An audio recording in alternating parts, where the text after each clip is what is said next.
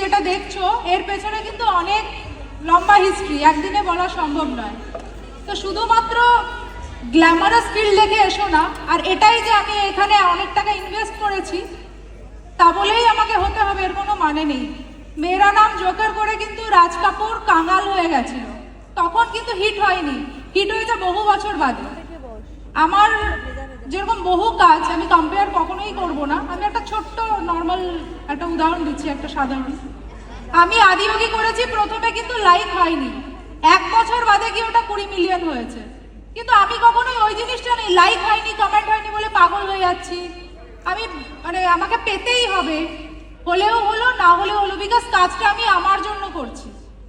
আমার যখন অডিয়েন্স বলে রেড লিপস্টিক পরাতে, আমি রেড লিপস্টিক পরাই না, বিকজ আমার যেটা ইচ্ছে আমি কিন্তু সেটাই পরাই, কেননা ওটা আমার রাইট, তার চয়েস। অডিয়েন্স যাই বলুক, তুমি যদি প্রত্যেকের কথা শুনতে যাও তোমার কিন্তু নিজস্বতা হারিয়ে যাবে। বেশিরভাগ মেয়েদের একটা সাইকোলজিক্যাল প্রবলেম আছে, নিজেরা বাড়ি থেকে সেজে যায়, কিন্তু বাইরে থেকে যখন বান্ধবীরা বা কেউ অ্যাপ্রোচ করে তার কিন্তু মেন্টালিটি চেঞ্জ হয়ে যায়। কিন্তু অ্যাজ এ মেকআপ আর্টিস্ট তোমার যে ডিসিশন বা সিদ্ধান্ত সেটা সলিড থাকতে হবে, ফিনান্সিয়ালি, আর্টিস্টিক ওয়েতে, সব দিক দিয়ে। ডাউন হবেই, কিন্তু লড়ে যেতে হবে।